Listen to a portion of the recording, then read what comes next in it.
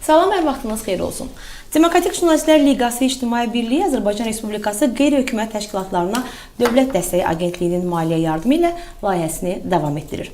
Azərbaycan multikulturalizmi modeli örnəkdir. Teledebatlar mövzusunda olan layihə çərçivəsində bugün sizlərə ikinci verilişi təqdim edəcəyik və bugünkü müzakirəmizdə Bakı Beynəlxalq Multikulturalizm Mərkəzinin baş məsləhətçisi Araz Qurbanov və Azərbaycan İlahiyyat İnstitutunun Dinşünaslıq Kafedrasının müdiri Anar Qafarov iştirak edirlər. Xoş gəlmisiniz. Xoş gördük. Layihəmiz Azərbaycan multikulturalizm modeli örnəkdir adlanır. Arazam, gəlin elə söhbətə multikulturalizm ideologiyası və Azərbaycanın multikulturalizm modeli istiqamətində başlayaq. Bax, bu modelin konkret olaraq qərb multikulturalizmindən fərqi, üstün cəhətləri nədən ibarətdir? Açığı bu saat qərb dünyası multikulturalizm modelindən, özlərinin klasik multikulturalizm modelindən yüksək sürətlə imtina etməkdədirlər. Və bugün multikulturalizm Azərbaycan modeli ilə qərb multikulturalizmi arasında ortaq əlamət yalnız onun adıdır. İş burasındadır ki, Azərbaycan multikulturalizmi siyasətdir. Və bu siyasət Azərbaycanda tarixən formalaşmış polikultural yaşam tərzi üzərində köklənmişdir.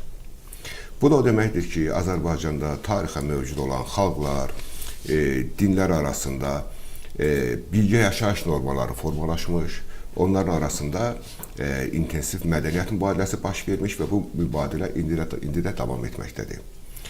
Azərbaycan multikulturalizmin fərqləndirən bir xüsusiyyət də onun məhz Azərbaycançılıq məfkurəsi üzərində qaynaqlanmasıdır. Azərbaycançılıq məfkurəsinə gəldikdə isə bu fərdi identiklik üzərində qurulmuş bir ideyadır. Doğrudur, bu saat əsas vəzifə bu ideyanı ideologiya halına gətirmək, formalaşdırmaq, onun konseptual əsaslarını işləməkdir. Lakin bu ideyanın özü də Azərbaycan multikulturalizmin kökündə dayanır. Fərdi identiklik nədir?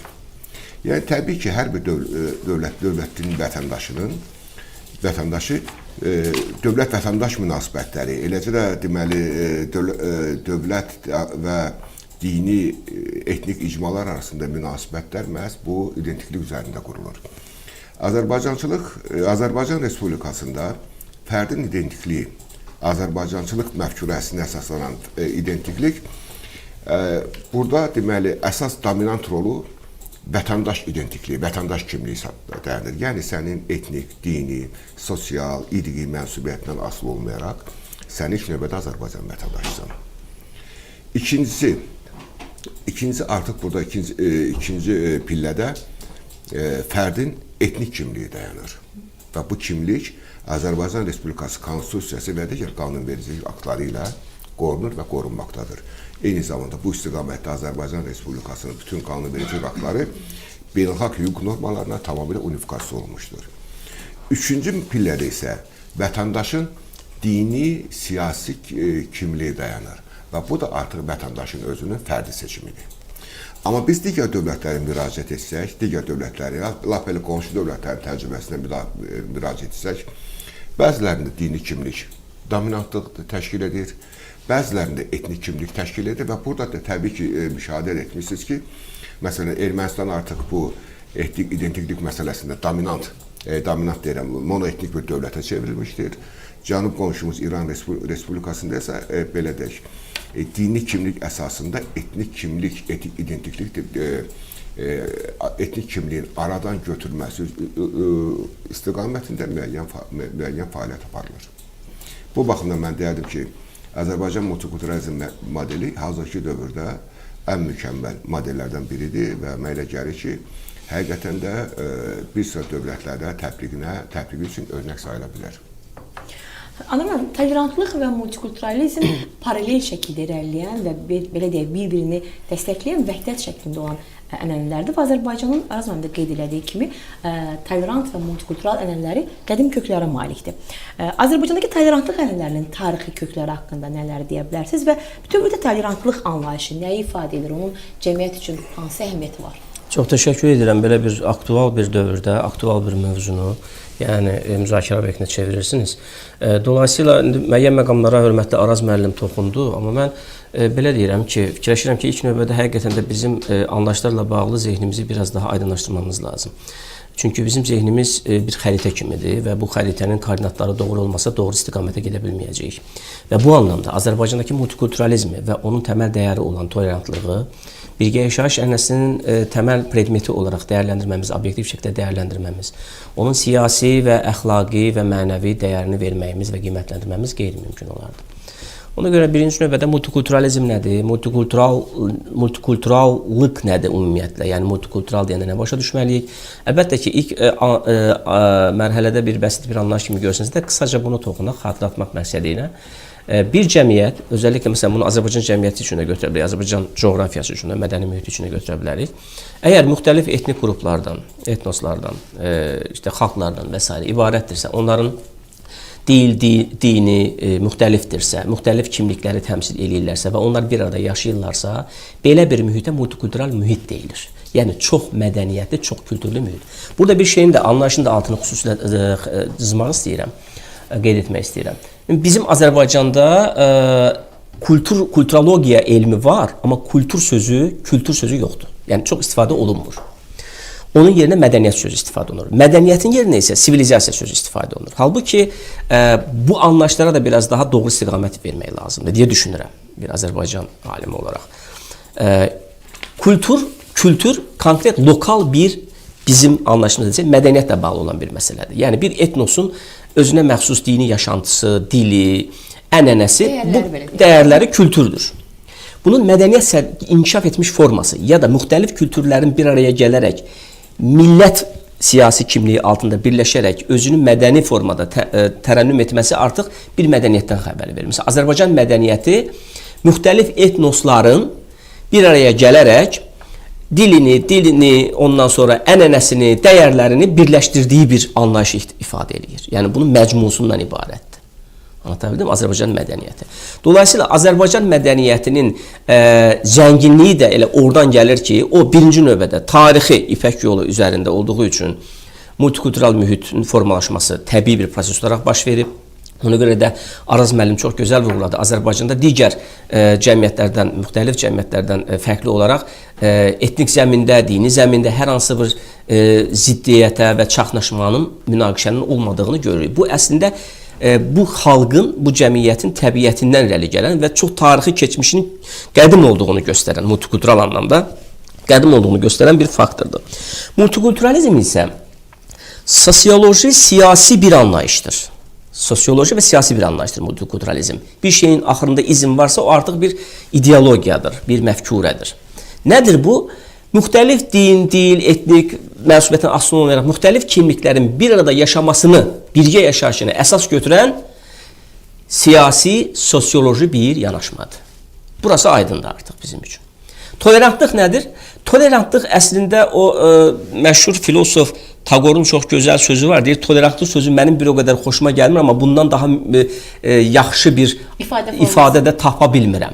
İndi bunun türklərdə xoşgörü anlayışı ilə, ərəblərdə müsamaha anlayışı var. Bu iki anlayış, xoşgörü ilə müsamaha anlayışı, tolerantlıqla müqayisə edəndə daha dərin spektrli bir anlayışdır. Bu nə deməkdir? Özümü sənin ya da bir başqası dediyimin ötəsinin yerinə qoymaq. Empatiya deyirik biz buna. Tolerantlıqda isə sadəcə dözümlülük var. İndi artıq bizdə siyasi bir anlayış olaraq, məfhum olaraq formalaşdığı üçün biz bu tolerantlıqdan bu mənada istifadə edirik və bu anlamda Azərbaycan tolerantlığı Qərbdəki tolerantlığın daşımış olduğu məzmundan da daha zəngindir deyə bilərəm, daha genişdir. Nədir bu? Çünki Azərbaycan tolerantlığında sözün əsl mənasında həm fərdi identikliyi, həm də o fərdin, yəni müxtəlif kimliyə mənsub olan fərdin bir icma daxilində öz mövcudluğunu icma şəklində qoruya bilməsini təmin edən həm konstitusional, həm etik, həm mənəvi dəyərlər mənzuməsi var. Yəni bu anlayışın içərisində bu həm praktikada görsənir, həm nəzəriyyədə özünü biruzə verir. Demək ki, tolerantlıq və ya xoşgörü multikulturalizm siyasətinin və anlayışının təməl dəyərlərindən biridir. Və Azərbaycan Respublikası bu istiqamətdə həm təhsil istiqamətində, həm konstitusional müstəvidə, həm bundan irəli gələn digər beynəlxalq konvensiyaları əsas alaraq Azərbaycandakı multikulturalizm siyasətini dövrün və cəmiyyətin, coğrafiyanın tələblərinə, şərtlərinə uyğun olaraq çox doğru bir istiqamətdə dərinləşdirir və genişləndirir. Hətta bu əslində nümunə də ola bilər ona görə ki, Araz müəllim də qəbul edər ki, yəni Araz müəllim bu gün dünyada yəni miqrasiyaların artdığını görürük. Müxtəlif səbəblərlə. Bunun işte müharibə səbəbləri var və ya müxtəlif sosial, iqtisadi səbəblər vasitəsilə də olsa insanlar bir yerdən bir yerə köç eləyirlər, köçürlər. Və bu demografik dəyişiklik istər-istəməz yerli xalqın adət-ənənələri ilə gələnlərin adət-ənənələrinin toqquşmaması üçün, onların birgə yaşayışını təmin etməsi üçün bu qəbildən siyasətlərə və ideologiyalara kəsinliklə ehtiyac var. Əks halda dominant bir mədəniyyət ya da gələn mədəniyyətlərə neytral münasibət bəsləmə kimi bir siyasi anlayış ortaya çıxır. Ki, məsələn, deyək ki, biz məşhur bu istiqamətdə multikulturalizmdən söhbət gedirsə, Charles Taylor'ın Multiculturalism and Recognition of Policy deyə belə bir əsəri var və ya da Recognition Policy, Politics, yəni multikulturalizm və tanıma siyasəti. Tanıma siyasəti. Ki, bu tanıma siyasəti çox önəmlidir. Məsələn, biz bunun dini zəminə götürəndə, dini kitablarda, Quran-ı Kərimdə buyurur ki, biz sizi fərqli qəbillərə ayırdıq ki, bir-birinizi tanıyasınız. Demək ki, tanımaq qruplar arasında, cəmiyyətlər arasında, müxtəlif kimliklər arasında münasibətlərin doğru şəkildə tənzimlənməsi üçün önəmli bir vasitədir. Önəmli bir vasitədir. Arzu müəllim nəsə qeyd etmək istəyirsə? Mən bir əlavə etmək istərdim sizin sözlərinizə. Hörmətli Anar müəllim bu məsələni geniş əhatə elədi, amma sadəcə olaraq bir vacib məsələyə də toxundu. O da belə deyək, indiki şəraitdə miqrasiya hallarının, belə deyək, məcburi miqrasiyanın, təbii miqrasiyanın ad bir getdi bir şəraitdə yaranan proseslərdən tutmaq lazımdır. Bilirsiniz ki, hər bir dövlətin ərazisində avtoxton köklü xalq var, hər bir dövlətin ərazisində ənənəvi din var. Təbii ki, qeyri-ənənəvi dinlər də bilirsiniz ki, bu müasir şəraitdə də artıq nüfuz olunur, bəzən təbii yolla, bəzən belə deyək, sırf aqressiv məqsədlərlə nüfuz olunur. Söhbət nədən gedir? Artıq əsrlər boyu multikulturalizm siyasət olsa da, təbii ki, polikultural həyat tərzinə söykənən bir siyasətdir və onun uğurudur Azərbaycanda. Təbii ki, hər hansı bir qeyri-ənənəvi din və yaxud Azərbaycanın miqrasiya etmiş etnik toplum bu əraziyə daxil olarkən mütləq burada ənənəvi yaşam tərzinə, xalqlar arasında, dinlər arasında ənənəvi yaşam tərzinə inteqrasiya olunmalı və burada tarixə mövcud olmuş belə deyək, oyun qaydalarına əməl etməlidir. Əks halda, bəli, biz bir sürü ölkələrdə müşahidə etdiyimiz kimi bir müəyyən ziddiyyətlər və qarşıdurmalı yarana biləcək. İkincisi, mən Anar müəllim, siz gözəl qeyd elədiniz tolerantlıq haqqında. Əslində qalsa tolerantlıq tibbi termindir. Tibbi termindir, yad cismin, məsələn, transplantasiya və yaxud implantasiya vaxtı yad cismin insan orqanizminə uyğunlaşması deməkdir və doğru qeyd elədiniz ki, bu bütün, belə deyək, mahiyyət etibarı dözümlülük anlamını verir. Bəli, dözümlülük, bəli. Dözümlülük isə əslində qalsa bu səbirdir. Yəni, mən səni qəbul etməsəm də, mən sənə dözürəm. Amma bu dözümün də həddi var. Bəli. Ona görə də o tolerantlıq, klassik tolerantlıq, mən bu baxımdan, yəni Azərbaycanda olan xalqlar arası, dinlər arası modelə uyğun gəlmir. Bəli. Mən burada artıq söhbət inteqrasiyadan və birgə yaşayış qaydalarından, vahid oyun qaydalarının formalaşmasından və hamının bu qaydalara əməl olunmasından gedir. Burada da bir amil var. Əgər söhbət dinlərdən gedirsə, təbii ki, heç bir dini aşılamaq fikrimizdə yoxdur. Yəni, Azərbaycan müsəlman ölkəsidir. Əhalisinin böyük əksəriyyəti müsəlman ölkəsidir. İstənilən halda bu oyun qaydalarında yerli əhalinin də yaşam tərzi qaydaya nəzərə alınmalıdır. Məsələn, mən şahidiyəm ki, mənim doğulduğum bölgədə Malakan kəndləri də vardı. Malakan kəndlərinin əhalisi məhərrəmlik vaxtı müsəlman qoşullarına hörmət əlaməti olaraq toy mərasimi keçirmirdilər. Eləcə də onların hər hansı bir bayramı olanda, hər hansı bir dini mərasimi olanda təbii ki, müsəlman əhali də onlar nəinki müdaxilə etmirdi, hətta onlara kömək edirdi. Baxın, dediyim budur ki, bu tarixən formalaşmış bir yaşam tərzidir. Bəli. Burada bir məqama toxunum. O tanıma məsələsi ki dedik, elə orada qaldığım üçün deyirəm. Bu tanıma iki cür anlam, iki istiqaməti var. Bir var universal tanıma. Universal tanımada bir yəni ümumi olaraq belə bir yeni miqrantların işte ənənəsi var və s. bunları qəbul edir.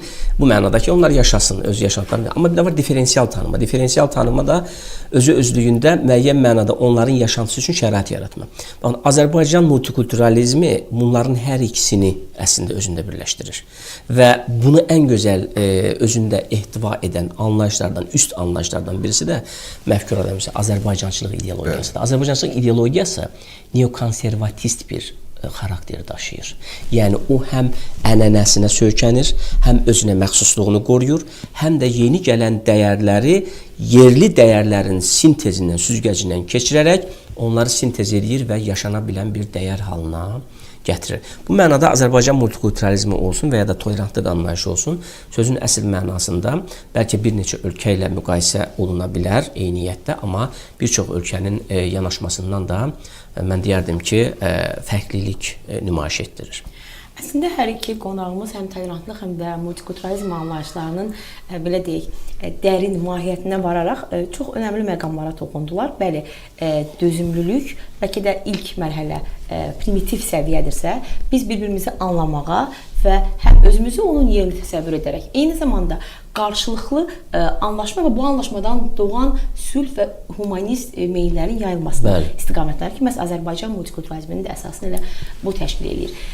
Din və mədəniyyət, multikulturalizm və tolerantlıq, biz bugünkü söhbətimizdə məhz bu anlayışlar ətrafında daha çox müzakirələr aparırıq. Araz bəy, müasir dövrdə din və siyasət arasında tandemin yaranması da geniş müzakirə mövzularındandır. Bax, bununla bağlı sizin fikirlərinizi eşidək. Təşəkkür edirəm. Biz uzun müddət, hətta Sovet dönəmində, müstəqillik ilklərində də dinin Azərbaycanda, ümumiyyətlə dinin mahiyyət etibarilə mənəvi dəyər olduğunu bildirmişik, iddia eləmişik. Amma faktiki olaraq, əgər yəni dinə biz sırf politoloji müstəvidən yanaşsaq, din ən mükəmməl və ən böyük səfərbərlik imkanlarına malik olan ideologiyadır. Bu, yəni mən o ehkamları kənara qoyuram. Baxın,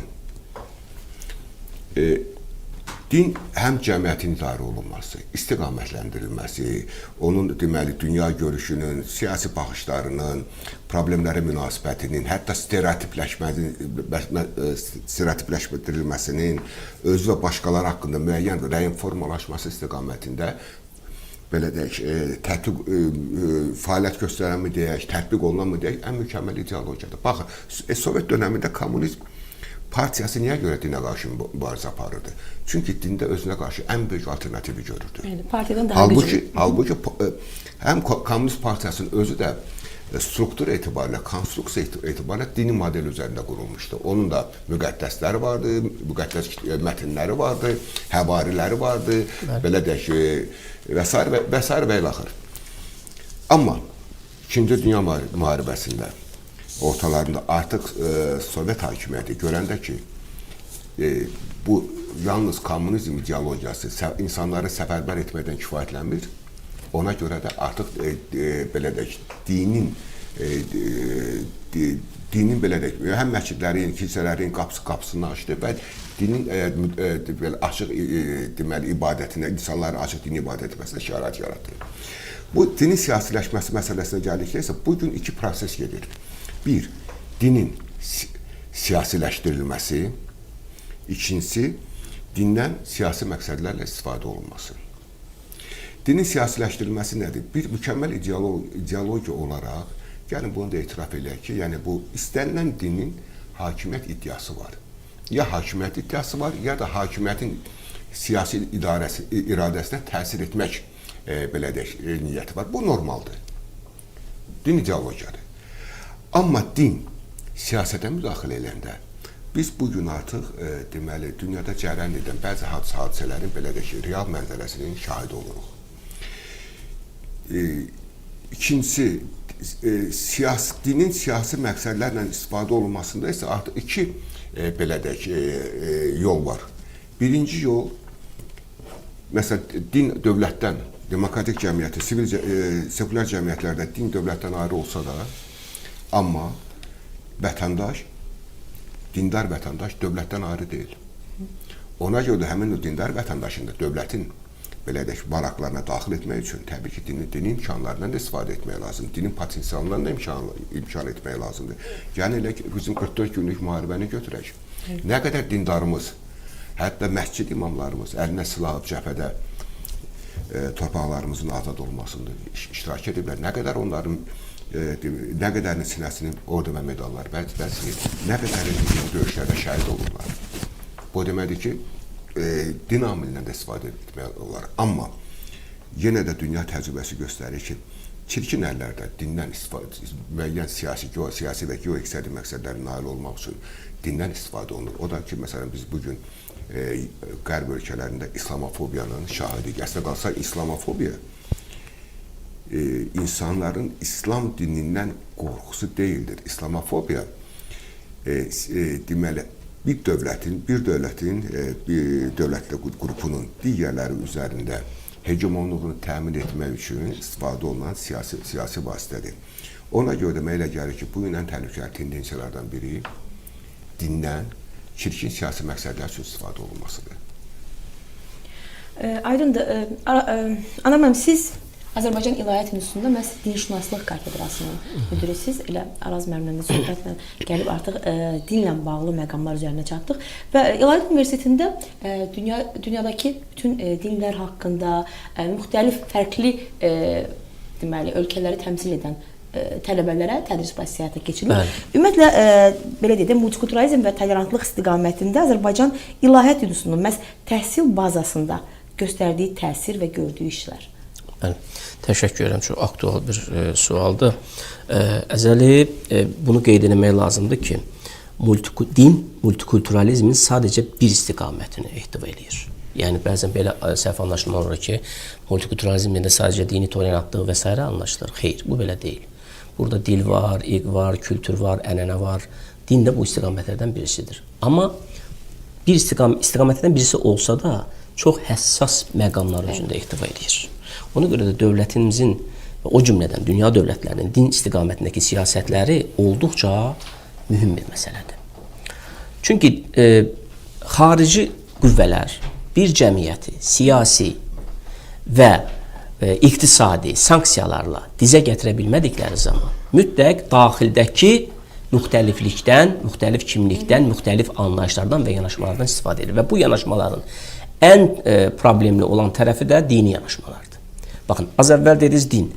Dinin özü də bir mənalı deyil axı. Və ya İslam deyirik, bir mənalıdırmı? Bir mənalı deyil. Quran İslamı mı? Hədislər və Quranla mı birlikdə İslam mı? Mədəniyyət İslamı mı? Mərifət İslamı mı? Ənənə, sivilizasiya İslamından mı söhbət gedir? Məzhəbdənmi gedir, məktəbdənmi gedir? Qaldı ki, məktəblərin özü də bir mənalı deyil. Fikri məktəblər var, etiqadi məktəblər var, siyasi məktəblər var. Bunların hamısı nəticədə din və dini olan anlayış içərisində, kontekstdə oxunur. Ona görə də bu məsələlərə xüsusi diqqət yetirilməsi lazım və dövlətimizin, Azərbaycan Respublikasının həm konstitusional müstəvidə, həm də xüsusilə təhsil və maarifləndirmə istiqamətində gördüyü tədbirlər və bu mənada Bakı Beynəlxalq Multikulturalizm Mərkəzinin, o cümlədən Dini Qurumlar üzrə Dövlət Komitəsinin, Qafqaz Müsəlmanlar İdarəsinin yaxın zamanda quruldu inşallah Bakı İlahiyyat Kollecinin eyni zamanda bunu da qeyd etmək olar. Azərbaycan Respublikası Dini Qurumlar Dövlət Komitəsinin nəzdində fəaliyyət göstərən Azərbaycan İlahiyyat İnstitutunun bu istiqamətdəki fəaliyyətləri həqiqətən təqdirə şayandır. Bu təhsil prosesində var bir formal olaraq maarifləndirmə, bir də var informal dediyimiz məsələn məscidlərdə, ondan sonra konferanslar vasitəsilə, təlimlər vasitəsilə maarifləndirmə. Daxildəki maarifləndirmə təhsil istiqamətində mən qeyd edərdim ki, bəli, Azərbaycan İlahiyyat İnstitutunda dinlər tarixi və müxtəlif iki ixtisaslaşma üzrə, İslamşünaslıq və dinşünaslıq ixtisasları üzrə hər ikisində tədris olunur. Dinlər tarixində həm uzaq şərq dinləri, həm yaxın şərq dinləri, həm də bugün yaşayan yeni dini hərəkatlar da daxil olmaq üzrə bütün dinlərin iman, ibadət, əxlaq və ictimai strukturu ilə bağlı dərin və təfsilatlı məlumatlar verilir. 2. Bu istiqamətə görə ikinci məqam, ikinci istiqamət bu dinlərin təməl mənbələrini, əsas mənbələrini oxuya bilmək üçün xarici dil imkanları var Azərbaycan İlahiyyat İnstitutunun və bu imkanları, yəni tələbələri bu imkanlarla tanış edir və eyni zamanda xarici dilləri tədris olunur. Ərəb dili xüsusilə, ingilis dili, magistraturada ibri dili tədris olunur. Yəni bunlar çox önəmli məqamlardır. Yəni məsələləri öz mətnindən oxumaq. Biz bilirik ki, bugün süni intellekt çıxıb ChatGPT vasitəsilə və onunla bağlı olan müxtəlif platformalarla dini zəmində ortaya çıxan hansısa bir suallara cavab vermək üçün yaxşı bir platformadır. Amma bu eyni zamanda riskləri də ehtiva eləyir. Yəni biz ChatGPT-nin və onunla bağlı platformaların dinlə bağlı və həssas mövzu ilə bağlı fikirlərə münasibətini, epistemik dəyərini necə ölçəcəyik, onun doğruluq dəyərini necə ölçəcəyik? Və ona görə də burada insan faktoru heç bir zaman kənarlaşdırılmamalıdır. Və insan faktoru olunca da deməli insanın yaxşı yetişdirməsi lazımdır. Və Azərbaycan İlahiyyat İnstitutunun təməl prioritet istiqamətlərindən birisi də, hədəflərindən birisi də birinci növbədə Azərbaycana keyfiyyətli, dini də gözəl bilən keyfiyyətli vətəndaş yetişdirməkdir. Və o eyni zamanda sadəcə dini deyil, eyni zamanda milli mənəvi dəyərlərinə də sahib çıxan bir vətəndaş olmalıdır və bir dindar olmalıdır və din xadimi olmalıdır. Bu istiqamətdə Azərbaycan İlahiyyat İnstitutunda gərək tarix dərslərində, gərək fəlsəfə dərslərində, sosiologiya və psixologiya dərslərində analitik qabiliyyətin doğru inkişaf edə bilməsi üçün, yəni bütün bu məsələləri, kənardan gələn ideologiyaları, dəyərləri doğru şəkildə beyin süzgəcindən keçirə bilməsi üçün ciddi fəlsəfi, sosioloji, psixoloji bir şuur formalaşdırmağı da prioritet istiqamət kimi özünə götürüb.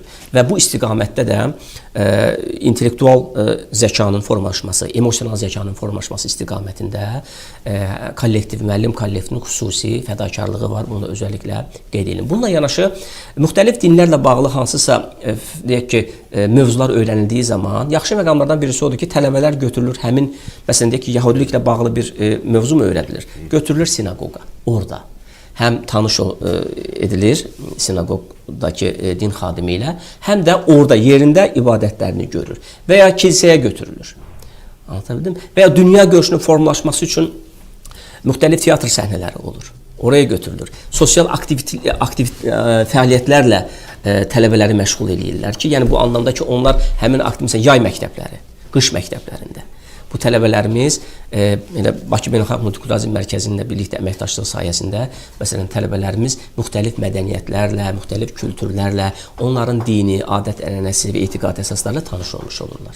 Bu istiqamətdə çox mühüm tədbirlər görünür və eyni zamanda Azərbaycan İlahiyyat İnstitutu Dini Qurumlar üzrə Dövlət Komitəsi nəzdində fəaliyyət göstərdiyi üçün dini qurumların publik rubrikasında da, amin verilişində də onun mütəxəssisləri zaman-zaman çıxıb iştirak edir, çıxış edir və həm daxili problemlərlə bağlı, həm qlobal məsələlərlə bağlı, mövzularla bağlı ki, bu mövzular əsasən din, dini kimlik, multikulturalizm, ondan sonra fəlsəfə-din münasibətləri, ağıl-vəhi münasibətləri bu istiqamətdə bir çox mövzuları ehtiva edəcək verilişlərdə və bu rubrikalarda da iştirak edirlər və oradan da uca xalqımızın maarifləndirilməsinə xüsusi xidmətlərini, töhfələrini verirlər.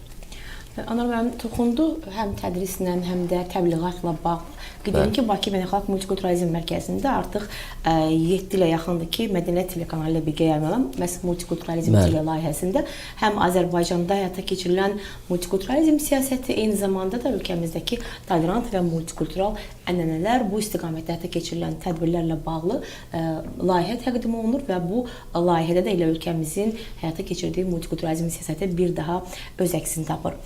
Azərbaycan multikulturalizm modeli örnəkdir mövzusunda olan söhbətimiz yekunlaşmaq üzrədir və düşünürəm ki, biz multikulturalizm və tolerantlıq ənənələri Azərbaycan multikulturalizm modeli haqqında danışdıqsa, mədəniyyətlər və dinlər arası dialoq mövzusu ilə də yəqin ki, söhbətimizi yekunlaşdırarıq. Bu mövzu müasir şəraitdə dialoq mövzusu ən kəskin bir mövzulardan biridir. Nəyə görə? Təbii ki, dialoq iki tərəfin və yaxud daha çox tərəfin bir-biri ilə belə deyək, ortaq mövzu ətrafında hansısa bir qənaətə gəlməsidir. Amma təəssüflər olsun ki, bugün mədəniyyətlər arası və yaxud dinlər arası dialoq dedikdə artıq bir çox hallarda biz monoloqla üzləşirik. Yəni, bir tərəfin öz iradəsini və bir çox hallarda öz siyasi iradəsini başqa tərəfə qəbul etmək və bu da dialoq prosesinə mane olan cəhətlərdən biridir. Bilirsinizmi, bütövlükdə həm multikulturalizm siyasətində, həm də bu dialoq anlayışında iki istiqamət nəzərə çarpmalıdır, mənə elə gəlir. Bunlardan biri inteqrasiyadır, biri adaptasiyadır. Bugün biz bir çox məsələlərdə dinlərarası dialoq dedikdə hər bir dinin hər bir və yaxud da hər bir etnik toplumun öz kimliyini, öz mədəniyyətini, öz xüsusiyyətini, öz mənəvi dəyərlərini saxlamaqla bir-birinin arasında ortaq dəyərlərin tapmasından söhbət gedir. Bilirsiniz, heç bir din belə deyək, dinin ehkamları içərisində digərə qarşı durma yoxdur. Bəzi dinlərdə təbii ki var, o da hardasa bir epizodik xarakter daşıyır. Biz dinlər arası dialoq deməməliyik. Biz dindarlar arası, din xadimləri arasında, din daşıyıcılar arasında dialoqdan söhbətdən gedir. Məsələ o mövzuda qurulmalıdır. Bugün Azərbaycan bilirsiniz ki, həm dinlər arası, həm də dinlər arası dialoq məsələsində beynəlxalq platformalardan biridir. Və təbii ki, Azərbaycan bu beynəlxalq platformalarda aparılan görüşlər, müzakirələr məhz hüquq bərabərliyi, əsas odur, hüquq bərabərliyi üzərində qurulur. Lakin biz onu da şahidiyik ki, bir çox dövlətlər də özləri arasında bu dialoqa, özünə məxsus dialoq qurmağa cəhd edirlər və bu artıq siyasi xarakter daşıyır. Onlar öz siyasi iradələrini digər xalqlara yeritməyə çalışırlar. Və Araz müəllim dediklərini, Anar müəllim, əlavə olaraq sizin hansı qeydləriniz var? Araz müəllimə təşəkkür edirəm, çox yəni ətraflı toxundu, amma aslında bir məsələyə də aydınlıq gətirmək istəyərdim. Şimdi dövlətlər həmişə, yəni Azərbaycan Respublikasında o cümlədən bu məsələləri mədəniyyətlər arası olsun və ya dindarlar arasındakı dialoqu məhz bu müstəvidə qoyur, yəni dinlər arasındakı dialoq. Burada əslində dinlər arasında dialoqda nəzərdə tutan şey dindarları bağlayan qanunlar və qaydalar, ilahi dəyərlər sistemi, dinlər olduğu üçün, konkret onların kitabları olduğu üçün, bu kitablarda əslində məqsəd budur. Bu kimi tədbirlərlə, forumlarla, beynəlxalq forumlarla bu kitablarda, müqəddəs kitablarda və Quran-ı Kərimdə və digər kitablarda ortaq birgə yaşayışı təmin edəcək ortaq dəyərləri, əxlaqi dəyərləri, mənəvi dəyərləri, ictimai dəyərləri ortaya çıxara bilərikmi? Bax, bunlar müzakirə olunmalıdır əslində ki, olunur əslində, müəyyən mənada olunur. Mən məsələn bir neçəsinin şahid olmuşam və özəlliklə bu istiqamətdə Azərbaycan Respublikasının deməli ərsəyə gətirdiyi o Bakı prosesi xüsusilə qeyd edilməlidir və bundan sonra bu prosesdən irəli gələn müxtəlif beynəlxalq forumlar, toplantılar və konferanslar təqdirə şayandır. Amma əlbəttə ki, bilirsiniz, ümumiyyətlə hesab edirəm ki, əgər bu kimi forumlarda müzakirə olunan məsələlər və ortaq dəyərlər şuur halına gəlmədiyi müddətcə fərdi və ictimai müstəvidə hər hansı bir praktik faydalı iş əmsalından söhbət gedə bilməz. Yəni, dolayısıyla bu məsələ sadəcə ağıl məsələsi deyil. Bu məsələ vicdan məsələsidir. Yəni, biliklər, doğrulara dair biliklərimiz əqli müstəvidən qəlb müstəvisinə, yəni vicdan müstəvisinə keçmədiyi müddətcə o heç bir zaman hiss edilə bilən dəyər halına gələ bilməz. Və biz qəbul edirik ki, bir insan kimi, psixolojik olaraq necədir? Biz hiss etdiyimiz şeyləri edirik, yəni o mənada ki, həm də etmirik. Nifrət etdiyimiz şeydən uzaq qaçarıq, sevdiyimiz şeyə yaxın gedərik və o uğurda canımızdan belə keçərik, fəda edərik, deyilmi? Dolayısıyla niyə? Məsələn, vətən sevgisi, vətən anlayışı, vətən nədirin bir ağlan verəcəyi bir cavab var. Bir də qəlbən, vicdanən bizim bu suala verəcəyimiz bir cavab var. Yəni, dolayısıyla istər ədalət olsun, mərhəmət olsun, sevgi olsun, insanın şərəf və layiqiyyəti olsun ki, bunlar birgə yaşayışın və təməl dəyərləridir. Bu dəyərlərə dair bir şuur formalaşmasa ki, burada xüsusilə fəlsəfi, sosioloji və psixoloji amillər olduqca önəmlidir. Biz heç bir zaman, yəni dünya mədəniyyəti ümumilikdə bizdən getmir söhbət. Çünki bizim Azərbaycan xalqını kifayət qədər tolerant, multikultural və ortaq dəyərlər zəminində birgə yaşayışı təmin edəcək bir xarakterə, bir səcəvi xüsusiyyətə sahibdir. Mən istədim ki, bizim Tanrı təsəvvürümüz də, Allah təsəvvürümüz də özümüzə məxsusdur. Yəni bu mənada birləşdirici bir mahiyyət daşıyır.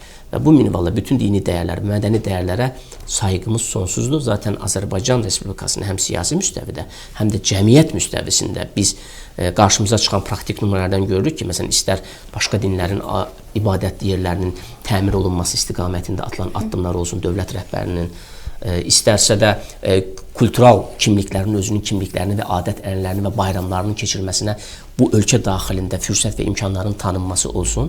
Bunlar hamısı zaten onu göstərir ki, Azərbaycan Respublikası bir dövlət olaraq, bir cəmiyyət olaraq keçirilən bütün forumları faydalı bir iş əmsalına, bir dəyərə çevirə bilir.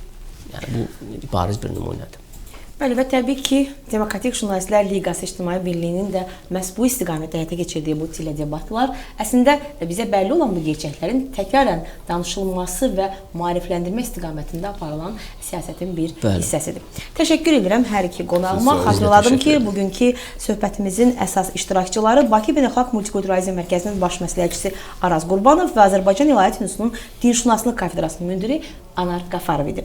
Təşəkkür edirəm. Demokratik Jurnalistlər Liqası İctimai Birliyinin təqdim etdiyi Azərbaycan multikulturalizmi modeli örnəkdir. Teledebatlar istiqamətində bugün növbəti müzakirəni sizə təqdim etdik. Xatırladım ki, Azərbaycan Respublikası qeyri-hökumət təşkilatlarına Dövlət Dəstəyi Agentliyinin maliyyə dəstəyi ilə yayımlanan layihə çərçivəsində yenidən müzakirələrdə görüşəcəyik. Hələlik.